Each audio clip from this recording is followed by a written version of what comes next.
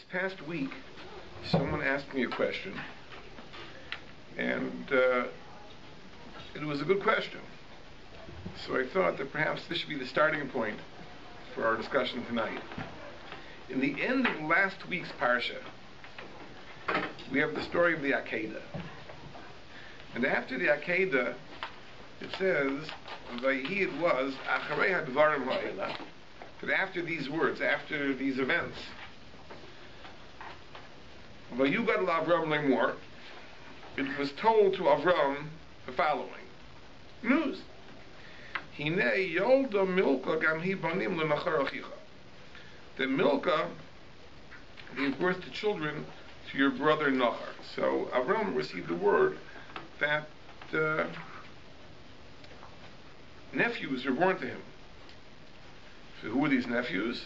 Es Utz Bechoro, the firstborn named Utz, Ves Buz Zachiv, and his brother Buz, Ves Kemuel Avi Aram, and Kemuel, who later was to be the father of the nation of Aram. Ves Kesed, Ves Chazo, Ves Pildosh, Ves Yidlof, Ves Besuel. Kesed, Chazo, Pildosh, Yidlof, Besuel, Besuel Yolad es Rivka. And Besuel gave birth to Rivka, the only girl that's mentioned in the whole list. So these are the 8 children that Milka bore to Nachar. Ufilagsha Ushmar Uma, and he had a concubine named Uma, Beteled Gamhi, and she also gave birth as Tebach, Vias Gacham, Vias Tachash, Vias Ma'achot, 4 additional children named Tebach, Gacham, Tachash, and Ma'achot. And if you have a good memory, you remember that this little parsha is the conclusion of the Kriyas HaTorah on the second day of Rosh Hashanah. So after we read the Akedah on Rosh Hashanah, we also read this little section about the birth of the children to Nachar.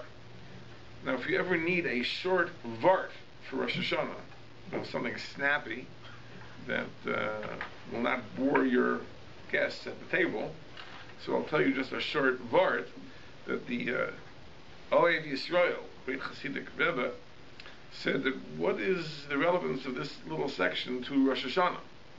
So he points out that the last name, Ma'acha, is Rashi Tevis. It's an abbreviation for the phrase Melech al Kol Haaretz, which of course is central to Rosh Hashanah. All the blessings of Rosh Hashanah praise Hashem as being Melech al Kol Haaretz. So that's Ma'acha. Ma'acha is Melech al Kol Haaretz. So if you need a vart, and you don't want to, again, bore your guests, just say that the Kriyas Torah ends with Vias Ma'acha, because Ma'acha stands for Melech al Kol Haaretz. But in any case, what is the significance of this little section telling us about the children that Nachar had? So Rashi quotes a medrash. But the medrash says like this: what does it mean, Acharei hadvarim ha'ela, after these things? What are after these things? So Rashi says an amazing thing. That Beshuva Mehara Moriah, that when Avram was on his way back from Mount Moriah, Haya Avram Maharir, he was thinking, he was contemplating. And he said, Oy, Ilu Haya B'ni Shachot, had my son been slaughtered, Kfar Haya Helech B'lei Bonim, he would have left this world without children. That would have been the end of our lineage. Haya Li Lahasiya Isha, I should have married him off earlier. Nice on their Eshker L'Mamre, to one of the daughters of my 3 colleagues. Avram had 3 friends. On their Eshker L'Mamre, they were close disciples of him, and he should have married Yitzchak to one of their daughters. And he realized that perhaps he was at fault. Some of us want to say that what was troubling Avram was that maybe that's why HaKadosh Baruch Hu did not let me go through with the Akedah, because Yitzchak at that point had no children. But if Yitzchak would have been married already, would have children of his own, Hashem would have let me complete the sacrifice. That was troubling him. But in any case, Bisra HaKadosh Baruch Hu, so HaKadosh Baruch Hu informed him, Shenolda Rivka Bazugo, that Rivka, who was to be Yitzchak's mate, was just born. So that's why the message came after the Akedah, as if to say, don't be upset that you didn't marry off Yitzchak before, because his partner, his Bashert, only was born afterward. That's what the Medrash says. So the question that was asked is this. So if Avram was informed by HaKadosh Baruch Hu that Rivka, who is now born, is Yitzchak's Bashert, then the whole story in this week's parsha makes no sense. When Avram wanted to find a wife for Yitzchak, why does he send the servant Eliezer on this mission with no instructions? He should have told him, listen, over there in such and such place, I have a niece, grandniece, named Rivka, and she's the one, and bring her back to marry Yitzchak. And that would have eliminated a lot of guesswork. As it is, Eliezer had no idea who the bride should be, so we concocted this test that I'm going to go to the girls, and the one that pours the water from my donkeys and me, that's the one. I mean, if Avram knew, so what is the problem? Just go and fetch Rivka, and they'll get married. Well, does Hashem say specifically the name of the person? Rashi says, this is Rashi's wording. Bisra HaKadosh Baruch Hu informed him, Shenol the Rivka Basuga, that Rivka, who was Yitzchak's partner, was born. So if that's already, if Avram knew that, then our whole parsha makes no sense. This was the question I was asked over the course of the week. It's a very, very good question.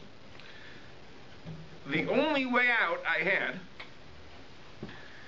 is that when Rashi says Bisra HaKadosh Baruch Hu, that HaKadosh Baruch Hu informed Avram, it wasn't exactly that way. It wasn't that HaKadosh Baruch Hu informed Avram. As Avram got the news, and Avram took that as a sign from heaven. Now sometimes we have these experiences where something happens and we say, oh, it's min hashamayim, God is sending me a message. But is he really sending me the message, or is he not sending me the message? So here you have to be very careful. Because if it's something that you can make happen, there may be a self-delusion here. Because it may be that you make it happen, and then you say, oh, it was min hashamayim, it was from heaven. I mean, it's like the joke that I'm fond of telling of the person who was driving by the bakery, and there was a luscious pastry or cake in the shop window, and the driver says like this, oh, he would like to eat that, but it's not on my diet. So we'll leave it up to HaKadosh Baruch Hu. So this will be the sign. If there's a parking space in front of the bakery, that's a siman min hashamayim, I meant to eat it. If there's no parking space, I meant not to eat it. And sure enough, his third time around the block, there was a parking space. Then you have to be very careful that when we take these as divine signs, are they really divine signs? If they're not divine signs, so it's like this. Avram is troubled. Avram is troubled that really I should have married Yitzchak off before the Akedah, because he was almost killed and he would have had no children, and that would have been the end of everything. So I should have married him off. He already was 37 years old. He certainly was old enough to marry. So Avram was filled with regret. Maybe I should have married him off before. Maybe I should have. You know, we all go through that. I should have done this. I should have done that. So then all of a sudden he gets a message that Rivka is born. And he says, maybe HaKadosh Baruch Hu is sending me a message that I'm not at fault for having delayed Yitzchak's marriage. Because he's telling me that Rivka is the Bazug, and therefore I was justified in waiting. His Bashert wasn't born yet. So that's very, very good. But maybe he's fooling himself too. Whereas maybe this is the message that Avram wants to hear, because this, in a sense, gets him off the hook. But maybe he's fooling himself. So what is the test going to be? So the test is that he's not going to go himself and make it happen. He's going to send his servant without instructions. And if it comes out through the servant's efforts that in fact Rivka is the one that comes back, then I know that it was a divine message. And if it's not Rivka, then I know I made it up myself. I think that's the only way to understand the Chazal. Because if HaKadosh Baruch Hu would have told him in a prophetic message that, yes, Yitzchak's Bashert is Rivka, then our parsha makes no sense. But if it's really just Avram suggesting, conjecturing that Rivka is the one, in order to remove the guilt, then that's something that has to be tested. So that's tested by sending Eliezer, and we'll see what the results of Eliezer's efforts are. This might answer another question. Not that this is a serious problem. Why did Avram go himself? So we always jump to the conclusion that Avram was old, which is true. He was old. He was 140 years old. But is that the only reason he didn't go himself? Because if our suggestion is correct, the reason he didn't go himself is because if he would have gone himself, he could have made it happen. He could have scouted out Rivka and made it happen, and then he would have said, oh, it was Bashert, it was Min HaShamayim. But no, Min HaShamayim. Maybe he wasn't Min HaShamayim, and he arranged it. So therefore, he stepped back, sent Eliezer instead, and Eliezer came back with Rivka, and then Avram Avinu knew that yes, he was justified for having delayed Yitzchak's marriage until then, because his Bashert was not yet born. By the way, I just want to mention one thing. That when I say not yet born, that is a question in the Midrashim.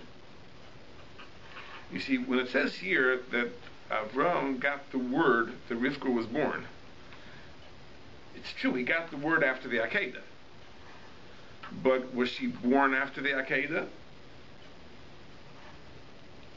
Or was this old news? Not clear from the parsha itself. Now, if we assume that she was born after the Akedah, we have a little bit of a problem. Because the Torah tells us that Sarah died after the Akedah, and she was 127 years old when she died. We know that Avram was 10 years older than Sarah. This we know from Sukkim. So Avram was 137 years old. We know that Avram was 100 years old when Yitzchak was born. So we know at the time of the Akedah, Yitzchak was 37 years old. We know that when Yitzchak married Rivka, he was 40 years old. So Pasuk and Parshas told us. So now we have a serious problem. Because if Yitzchak was 37 at the time of the Akedah, and he was 40 when he got married, and Rivka was born after the Akedah, we have the serious problem that Rivka was only 2 years old when Yitzchak married her, which is possible, but seems a little strange. Not so much behavior at the well. Not so much that marrying a 3-year-old is strange, but you see that she acts like a much older girl in our parsha. Now the Seder Olam says that Rivka was 14 when she married Yitzchak, which makes a lot more sense. And then you just have to say that when Avram got the word after the Akedah, he got the word after the Akedah, but it was word of an event that happened many years before, which of course is possible. We're not talking about the era of modern communications. And that would be much more sensible. You also got the news of a lot of people being born, which is consistent with it being old news. Right, right. And they all weren't born at the same time. Right.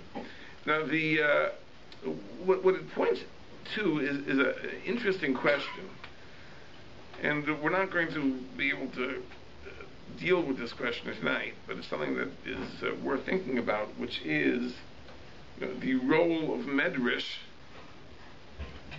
in learning Chumash.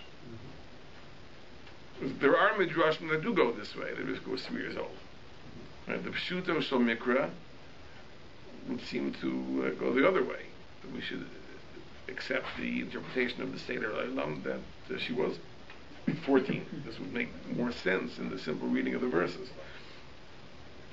So when we teach our children, what should we teach them? We are tempted to teach them these very, very intriguing midrashim. I think in this instance, anybody that has a 3-year-old would like to impress upon him or her Then why can't you be like Rivka? Why do you have to be so so wild? Why can't you be as well behaved as Rivka was? But it's a serious question. It's a serious question.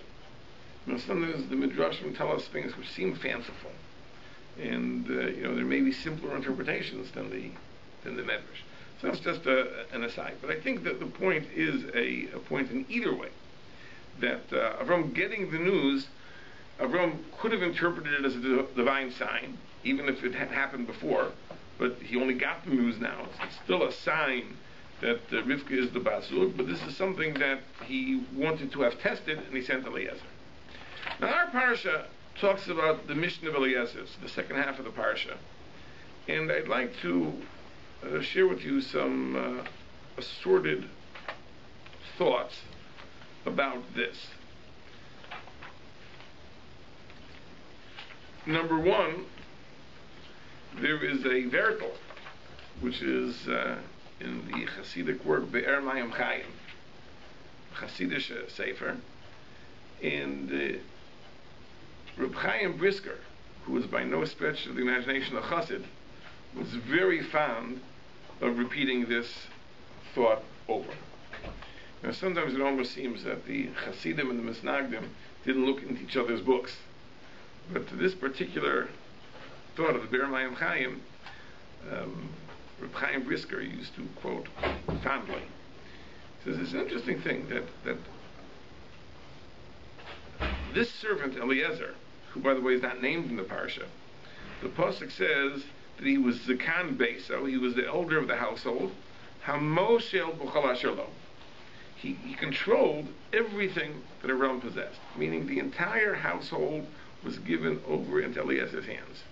All the keys, all the documents, all the access, he was in charge of everything, and Avram trusted him in every sense of the word. And now he sends him on this mission, and all of a sudden you have to swear, and swear again, and make promises, as if Avram suspects him that he's not going to carry out the mission faithfully. So the Be'er Mayim Chayim says like this. He says, he gave a mashal. He says, imagine a person comes to a town, he's a stranger in town, and he's going to be hosted by a certain person. And he wants to know, can he eat in that person's house? Is the kashrus reliable? So he goes to the rabbi of the shul, the rabbi of the community, and says, tell me, I'm staying at this person's house, can I trust the kashrus? And the Rav says, oh yes, fine, he's a very upstanding member of the community, you can eat there, no questions asked. And the person undoubtedly will say, fine, I'm not going to ask 20 people, 30 people. I asked the rabbi, he told me it's okay, that's good enough. Well, let's say you were contemplating a business partnership with the person. You were going to invest money with him. You would ask the rabbi one question, and that would be enough. No, you'd ask the rabbi, and you'd ask his banker, and you'd ask his employer, you'd ask his employees, you'd ask his landlord, you'd ask his former partners, anybody that had anything to do with him, you would ask, just to make sure that he's honest, he's scrupulous, because it's money we're talking about. So why is it that kashrus is not so important, and money is more important? The answer is because money is more important. That's the answer, as simple as that. In other words, to most people, in other words, if I eat tray, if I don't eat tray, listen, I made an inquiry, I got an answer. I trust the rabbi, that's good enough. But money, I'm placing my money at risk. For that, I have to be extra sure. I have to ask many people. It's a question of priorities. Like, what is most important to you? To Avram Avinu, money was not that important. So for that, he can trust Eliezer. Yeah, I trust you. You take care of it. I don't want to be bothered. You invest, you spend, you buy, you sell, whatever you say, that's fine, I trust you. He says, a wife for Yitzchak? Here I don't trust anybody. You have to swear, and you have to promise, and you have to pledge, and so on and so forth, because that's important. This is the nitzchias, this is the eternity of the Jewish people. Right? If you pick the wrong wife for Yitzchak, then the whole enterprise goes down the drain. So that was of supreme importance to Avraham Avinu. So that's why Avraham Avinu took precautions here that he did not take when it was simply a question of money. And Reb Chaim Brisker used to quote this often, even though it was from a Hasidic work. But you have to accept the truth from whoever says it. And this is something that it rings true. Now, there's a very interesting thing about Eliezer. We've talked about this in the past. That Eliezer is somewhat of a religious fanatic, it seems. As you look in the Chumash, and as Eliezer travels, he prays and he bows to God and he thanks God and he praises God. And there is almost not a sentence that comes out of his mouth which does not mention God's name. He's a person who wears his religion on his sleeve. By contrast, in the first half of the parsha, when Avraham Avinu himself negotiates with the Bnei Ches for the purchase of the Maras and Machpelah, you do not see any evidence at all of Avraham's religious orientation. Nothing. Except Nothing. in the eyes of Bnei Ches. You see him as a Middle Eastern sheik who negotiates with other similar people. He bows to them.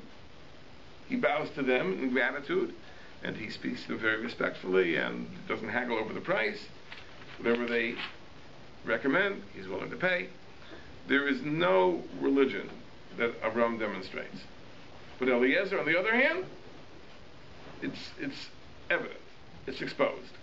Now the interesting thing is that in Parshas Lech Lecha, Eliezer was called Damesek Eliezer, Eliezer of Damascus, which the simple meaning is that was his birthplace. But Chazal say that Damesek means Shayedoyle Umashke.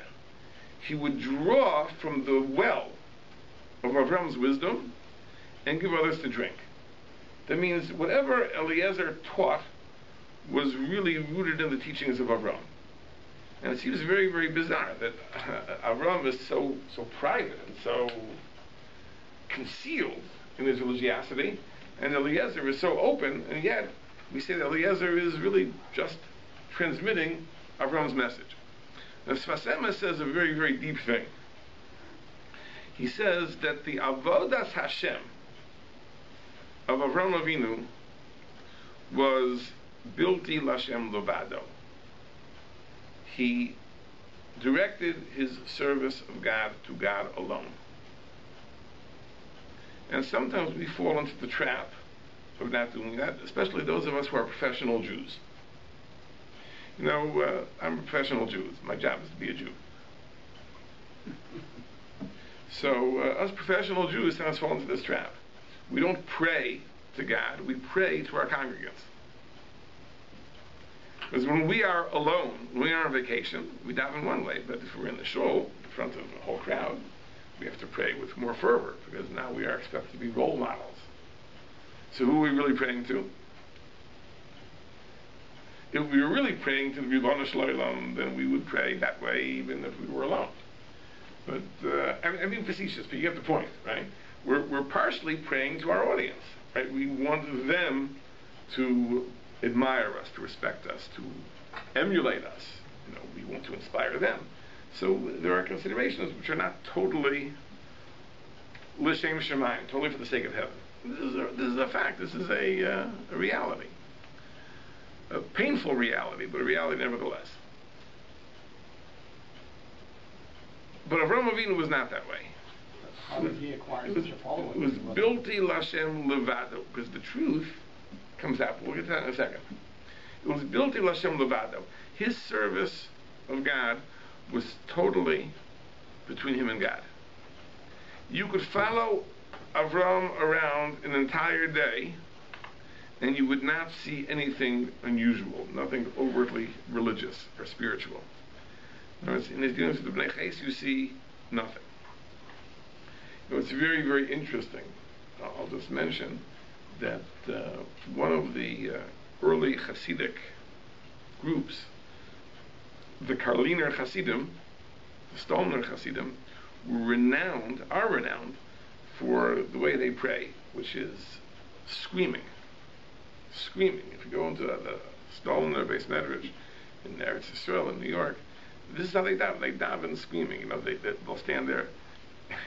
I'm not joking. They'll stand there with their hand to their mouth and scream to the Ribono Shel Olam. And this was the case for 200 years. This is not something new. This is something that was practiced for that group all this time. There's only one person in Stalin who doesn't scream, and that's the Rebbe. The Stalin the Rebbes daven quietly. The question is, why is that? So Chassid explained to me, because the Rebbe, his avoda, his service of the Ribono Shel Olam was built to Hashem Levad. It's only to the Ribono Shel Olam. And the Stalin the Rebbes are renowned for this. I once had the privilege, many years ago, when I lived in San Diego, California, of hosting the Stalin the Rebbe. Why he came to San Diego is a long story, which if you have a few hours, I could regale you. But he came to San Diego, and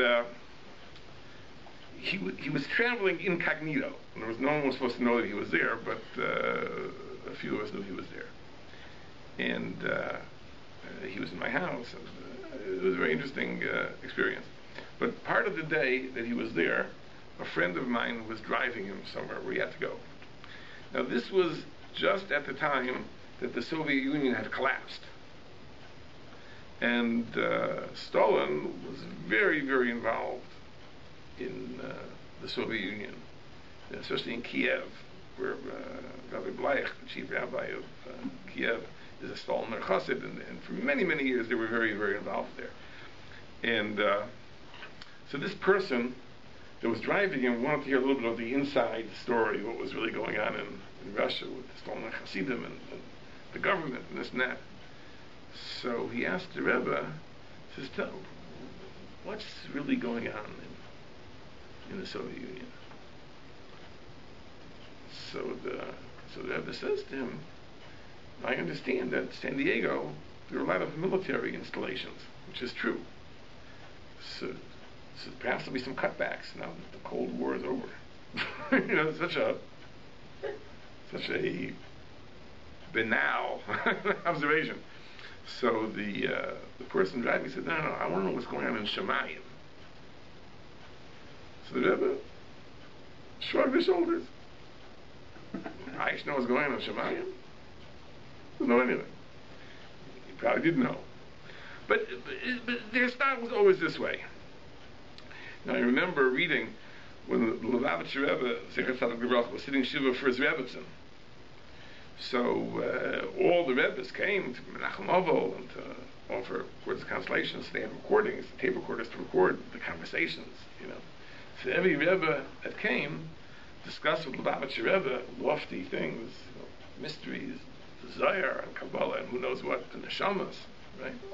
And all of it was tape recorded and published. So when the Stalin Rebbe came, he asked Lubavitcher Rebbe, he says, how old was she? Was she sick for a long time? You know, the type of conversation you have any regular house. And that was their way. Very. Bilti Lashem Levada. They're not showing off. He never speaks publicly. It's a very interesting thing. But that was the nature of Avram. Avram was Bilti Lashem Levada. No one could see his religion. Except his closest disciples. They were able to see. And they understood that, you know, when Avram moves his hand this way, he's thinking about this lofty mystical idea. And when he moves his hand that way, he's thinking about this lofty mystical idea. And when he smiles this way, that's what he has in mind. And when he steps this way, that's what he has in mind. So the closest Talmidim, they were able to pick up the very subtle hints of what Avram was thinking about and what he was reflecting on and so on and so forth. And in turn, when they would transmit this to the Talmidim, it would be fully explained and elaborated and demonstrated. And therefore it's true that Eliezer was demonstrative, he was public, And yet everything was the Torah of the Rebbe. It was Dailu Mashka Mitaras Rabba. Whatever he taught really came from the Rebbe Avram. Just in Avram, it wasn't evident, it wasn't displayed. And Eliezer was public, displayed it, showed it, and says, and this is what really Avram is teaching. Now you might wonder, so why was it that Avram was so concerned about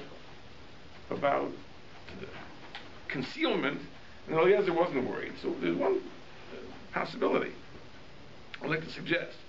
There's always a danger that a charismatic religious figure can become the center of a personality cult. But it is not about God anymore. It is about me.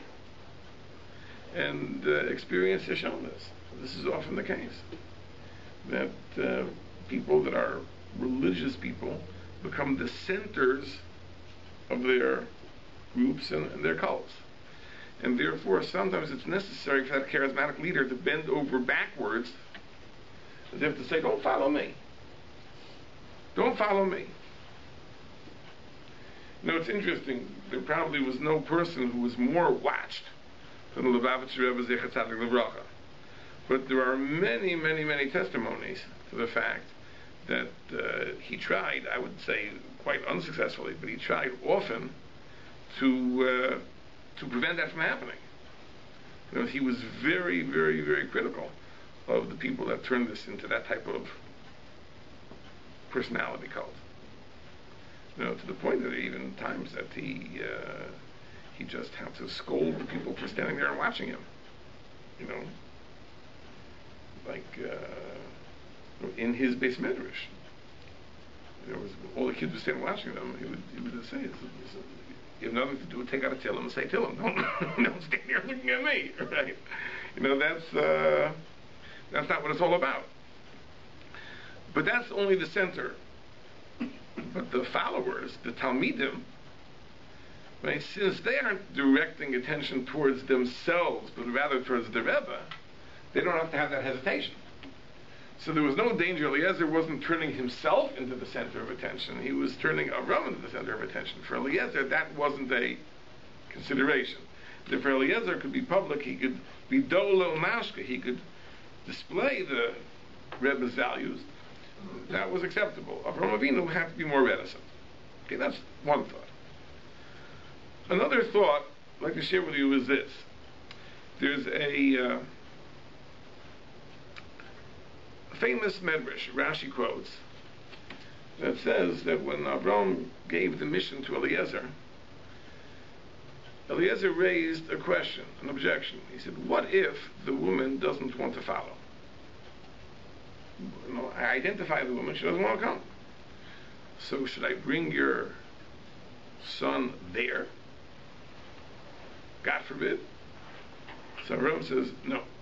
That if she doesn't want to come here, then don't take him back there, and you're off the hook. You're exempt. The oath is suspended. Now, Chazal say that Eliezer, in raising the possibility of the woman not coming, had a thought in his mind. There was a personal self-interest here. Eliezer had a daughter, and Eliezer would have been overjoyed that Yitzchak should marry his daughter. And this really was the answer that he wanted to hear. That no, that if the girl I identify there is not willing to come, then don't bring Yitzchak back. He'll have to marry someone here. Maybe it will be Eliezer's daughter. So there was an element of self-interest. But HaKadosh Baruch Hu told Eliezer, no. He said that we have to go through this quest to find a wife for my birthplace, my family, because I can't allow him to marry your daughter as a first choice, because you are cursed. You are orur. You are cursed. Ve'ein orur midabek b'barach. A person who is cursed cannot cleave to someone who is blessed. And what is this a reference to?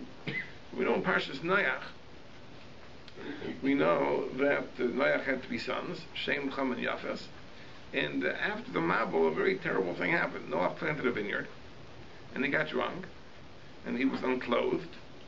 And Chum, his youngest son, went and told his brothers in a mocking way. And the brothers, Shem and Yafes, they very respectfully covered Noach. But Noach, when he came to, realized what Chum had done. And he gave blessings to Shem and Yafes and a curse to Chum. And he said, Orur Canaan, who was Chum's son, should be cursed. And the reason he cursed Canaan, according to Chazal, is because Canaan really was the one who told Chum in the first place. So Canaan is to blame. And Eved Avadim Yelechav, he should be a slave to his brothers. Eliezer was a descendant of Chum, so he was included in this curse. So Abraham said, listen, I'm a descendant of Shem. Shem is blessed. You're a descendant of Chum. You're cursed. You can't have a shidduch. It's not a match. Someone who's cursed can't join someone who's blessed. Interestingly, later in the parsha, when Eliezer goes to the house of Besuel, and Lavan invites him in, he says, Bo, Baruch Hashem, come, you blessed one, blessed of God. And the Medrash makes a point over here that this is very strange. We know that Eliezer really is cursed, and all of a sudden Lavan is calling him blessed. And the Torah records this. We're not talking about something trivial. If the Torah records it, it means it has significance. So the Medrash says that you see from here, because he served his master faithfully, Yotza Mechlau Orur, he no longer was cursed, and now he is blessed. So what's going on over here? He was cursed, now he's blessed. What's the issue? Does that change the status of his daughter? At that point, it might have. It might have changed. If Rivka wouldn't have come, in theory, it could have changed things. But she was born of a curse. You'll see in a second.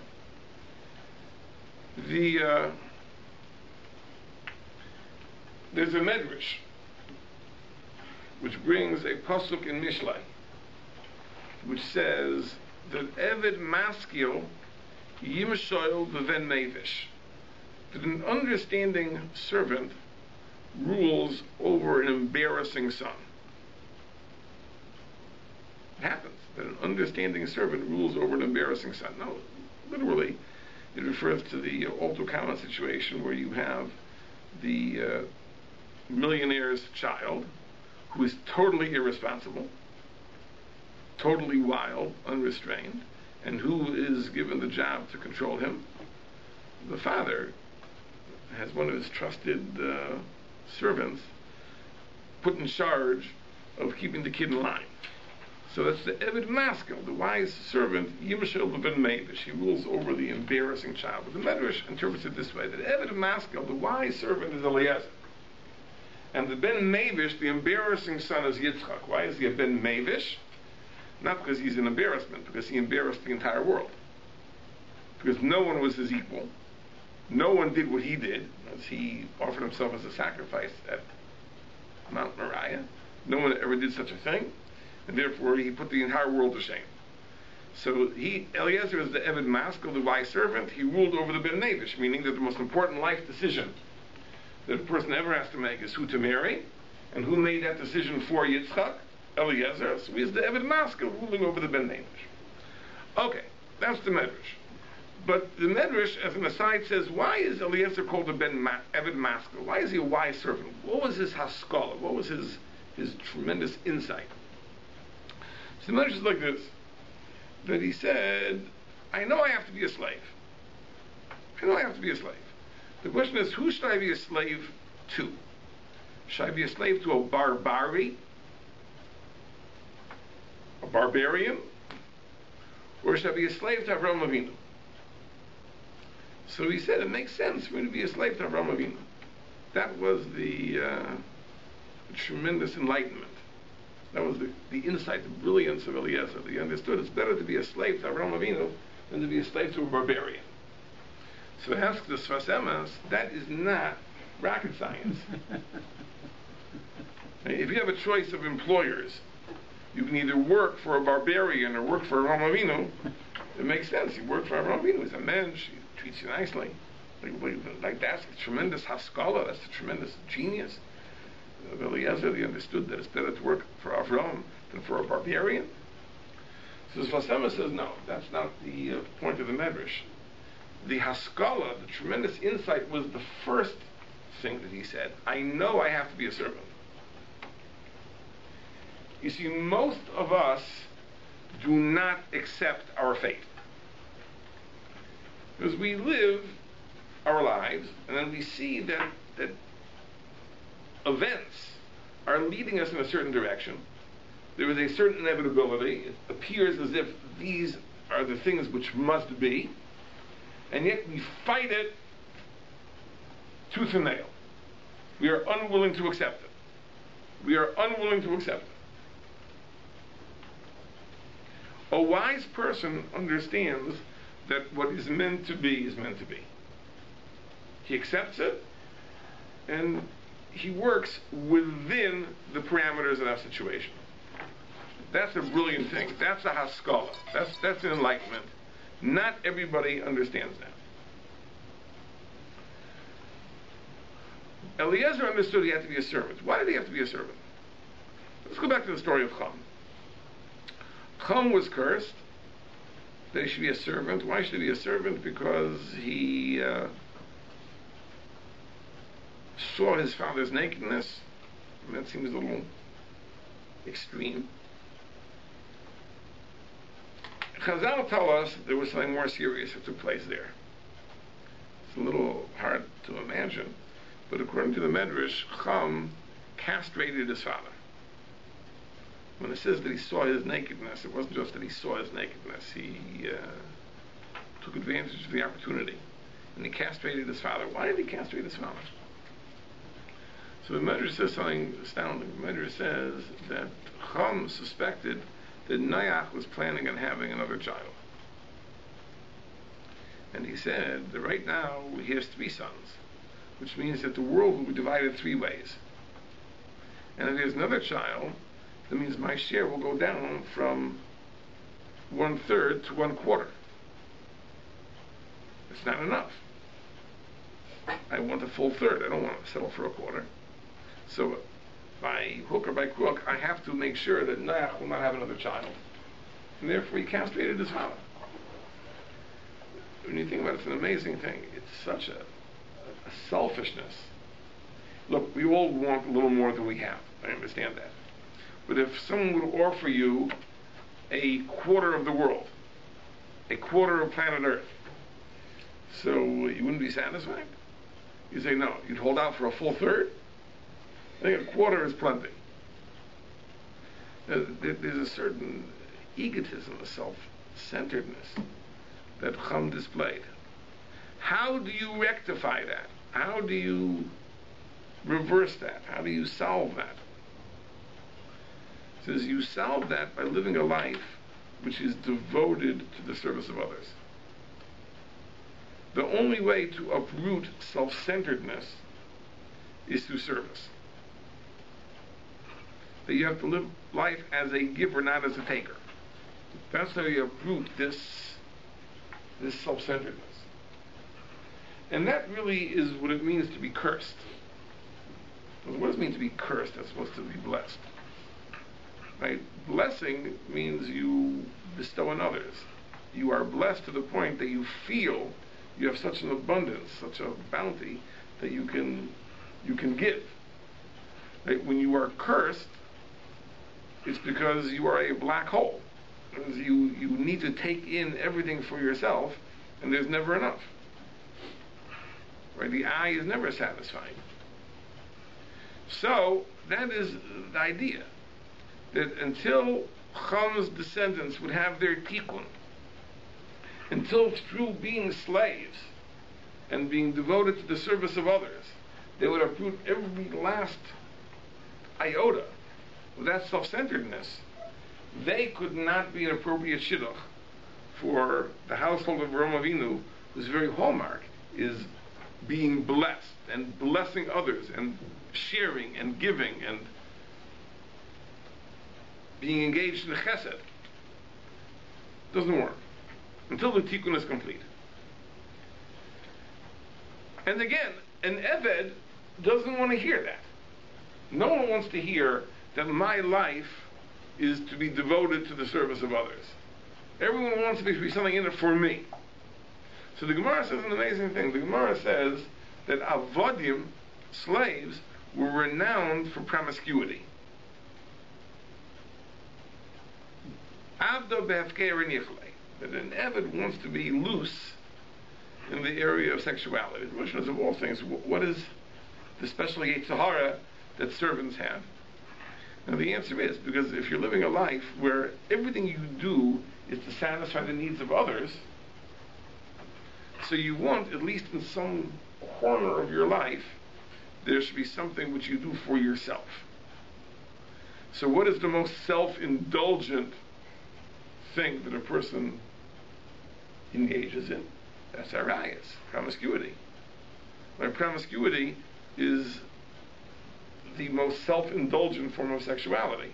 There's no commitment, there's no responsibility, there's no caring for the other, right? It's all about yourself. That's why Avdo befker nichle, the Eved wants that, because the Eved, his whole life is devoted to the service of others, so where's there something for me? That's what promiscuity is. That's the little something that the Eved reserves for himself. And they want that. Unless you're an Eved Maskil, unless you're a wise servant like Eliezer, and you understand, I need this. This is my tikkun. This is going to straighten me out. This is going to correct the flaw which I've inherited. And that's an amazing thing, to accept such a thing, to resign oneself to his fate. And Eliezer said, I know I have to be an Eved. Now the only question is, to work for whom? So now, of course, it's a no-brainer. Of course, it's better to work for an Avram Avinu than to work for a barbarian. That's not the haskalah. That's not the brilliance. The brilliance was that he accepted what had to be. And really, it's a Maimer Chazal. It's a Maimer Chazal, Talmud Elio, which says, Ezehu Chacham, who is truly wise, Hamakiris Makomo, a person who recognizes his place. And there's all truth to that. A person who accepts, this is my role, this is my place. He doesn't live in a fantasy world where he dreams, oh, I wish I was that, I wish I was there. He understands this is the way it is. You know, going back to professional Jews, you know, Hakol Tolei B'Mazel. Everything is depends on mazel. You know, you have a person who has a prestigious position. He may be the head of a very, very large congregation, prestigious congregation. Maybe the head of a very large yeshiva with hundreds and maybe thousands of disciples. And the person may not be such a brilliant scholar. And then you have people who are world-class scholars, the most brilliant, and it happens to be that the particular positions they hold are not that prestigious. You know, the yeshiva that he heads may be a third-rate institution, and the shul may be a little shtibel. And you wonder, is that fair? I mean, a person of that stature, this would be a person who has thousands of followers, and that person, they shouldn't give him the time of day. And for some reason, it doesn't work out that way. So, what is the result? Well, forget the person who has merited that very prestigious position. Let's go to the other person, right? The person who finds himself in that little yeshiva, that little shul, and really he is such a towering intellect and pious tzaddik, he can do much better. So he can go through his whole life with bitterness and resentment. Like, why am I overlooked? Why am I where I am? Or, ultimately, he can say, this is the role that God designated for me. So within this framework, let me do the best I can. let me inspire the people that I do have access to. Let me be devoted to my small community. And it's an interesting thing. I just read recently about Rabbi Yosef. Rabbi Yosef was one of the Gedolei Hador. He had 850,000 people at his funeral, and that's only because another 200,000 couldn't get into the city on such short notice. So there was no funeral like that in the history of Israel. Just such an honor for him. And yet people forget that even when he was chief rabbi of Israel, there were times when he went on an official state visit, and he would travel to London and Paris, and he'd be received by prime ministers, and that's true. But even as chief rabbi, he would give shiurim in this little shul in the Bukharim neighborhood of Yerushalayim, and 3 old men would come who would fall asleep. He was the great Rabbi Yosef, the chief rabbi. By the end of his life, it wasn't that way anymore. But in the years where he was probably at the peak of his intellectual prowess, right, he also suffered his indignities. But he was devoted to the masses. And he gave those shiurim, and he spoke to those people, and that's one of the reasons that he was the beloved figure that he was. But this is the idea, to accept that this is where God put me, and this is how I'm going to live. That was the haskalah, that was the brilliance of Eliezer. And when he did his job, be'emunah, with faith, with trustworthiness, that he put aside his own self-interest in order to fulfill his master's bidding. So in fact, that was the completion of his tikkun. He rectified that sin of Cham, and at that point, even Lavan recognized that. He said, "You're Baruch Hashem, you're a person blessed of God." And as Chazal say, Yotz Michal Ori, he no longer was cursed, now he also was blessed. Maybe that if Rivka at that point would not have come, maybe it would have worked out. Maybe the shidduch would have been the case. So Laban is some kind of a prophet here? He's giving such a... that he says he's brought blessed? No, I don't think that you have to assume Laban is such a prophet. It means like this. It means when the Torah records the words of a person, so why does the Torah record Laban's words? I mean, Laban's words are l'chora trivial. Right? Why? Now, he wasn't a Navi, he wasn't a great tzaddik. Why record what he had to say? It's because sometimes there is meaning to the words which was unintended. Right? Laban called them Baruch Hashem. What Laban had in mind, who knows what Laban had in mind. But the Torah records it because the Torah is pointing to a reality which emerged at that moment from God's perspective. That's why the Torah eternalized the words of Laban, which at the time maybe were understood in the most insignificant way. Now, I'll share with you one last interesting tidbit.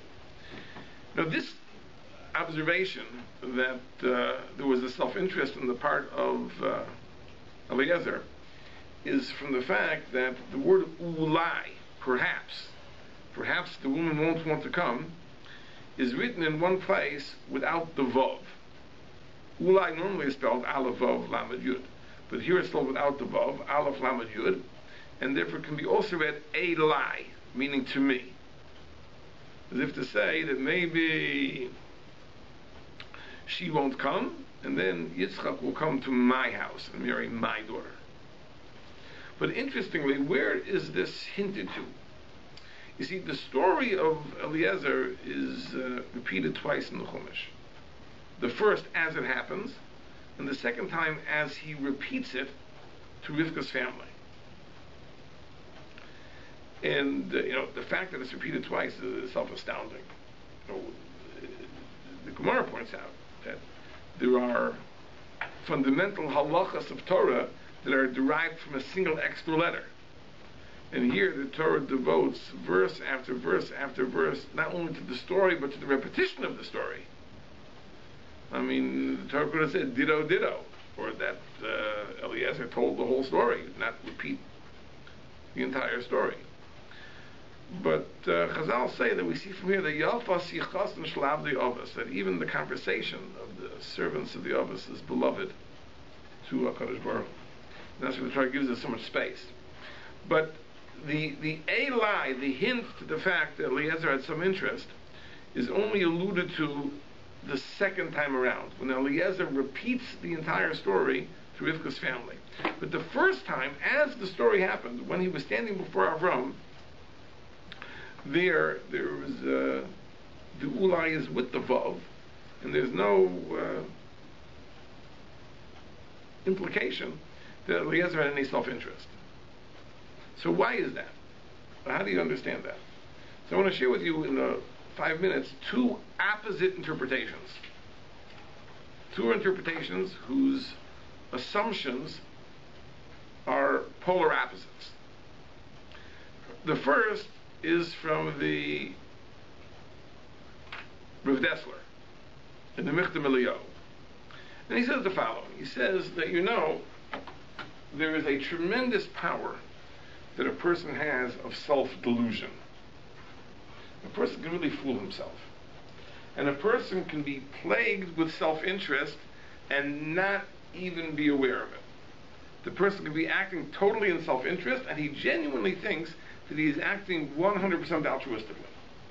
Hard to imagine. But people can be so fooled. I'll give you an example. Again, this is something that those of us in my business have to grapple with. Imagine a person who is a Rosh Yeshiva. He has a yeshiva. And naturally, as a Rosh Yeshiva, it's very important that you have a student body of fine students, upstanding students. And you want to recruit good ones, and scholarly ones, and serious ones. So a boy comes to you and asks advice. He's been in the yeshiva for years already. Maybe it's time for him to move on to another yeshiva. Should he move? Be a big loss to the yeshiva if this boy leaves. So now you have to sort out your thoughts. You have to give him advice. And the question is, when you tell him, no, I think you should stay, is that really in the student's best interest? Or is that in the yeshiva's best interest? Tough question. Big dilemma. Not easy. Okay? Now, if you are aware of your self-interest, you may be able to cope with it.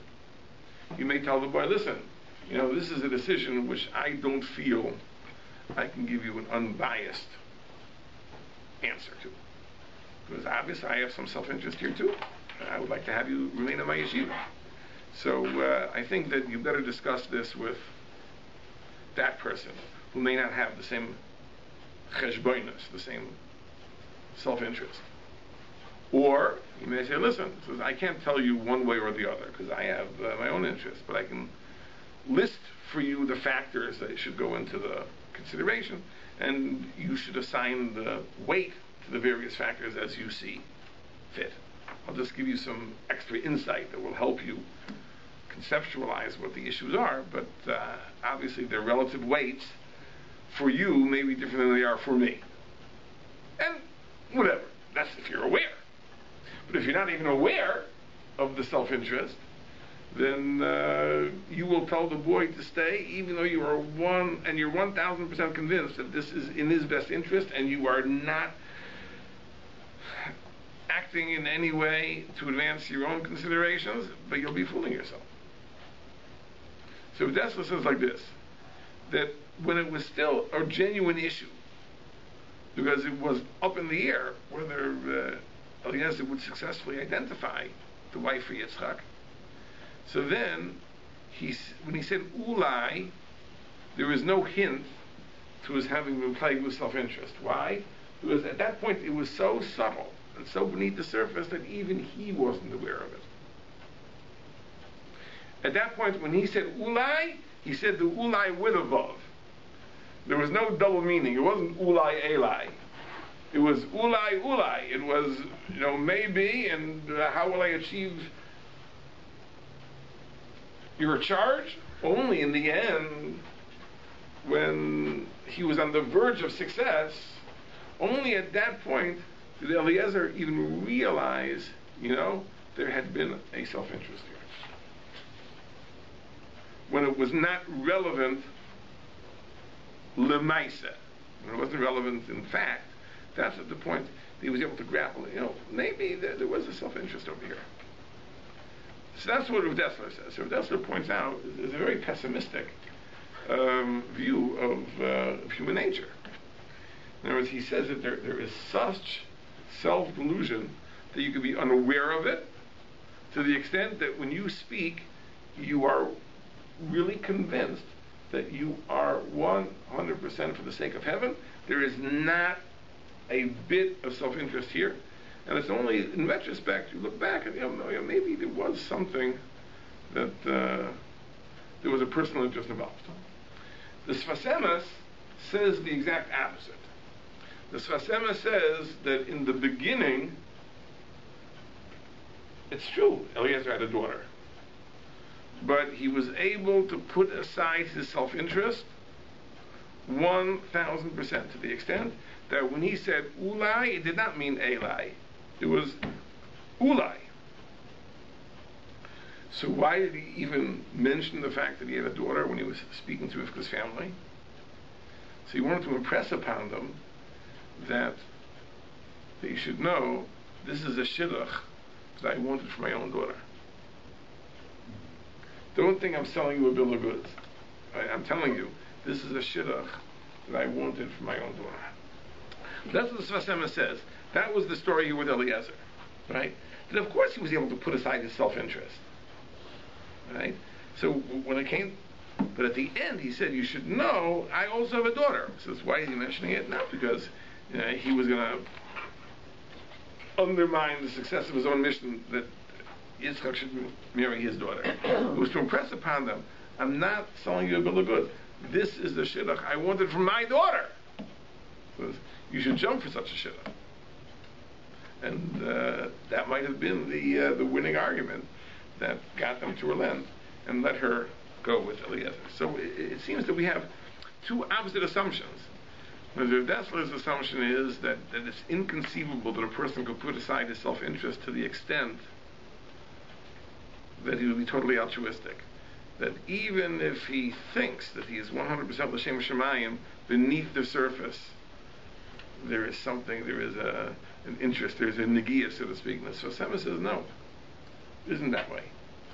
And, it may relate to a basic difference between Hasidim and Misnagdim in terms of the trust they have in their leaders. In other words, by Hasidim, they genuinely believe that the Rebbe, the Tzaddik, has that power. That they can go to him and there is no way in the world he is going to give them advice which is rooted in his self-interest. The Misnagdim were always more suspect than that. So it may be rooted in two different orientations, but there are two different interpretations of this amazing thing. So these are just some thoughts about the parsha, and Be'ezus Hashem, we will meet again next week. Thank you all for coming, and have a great week. Thank you.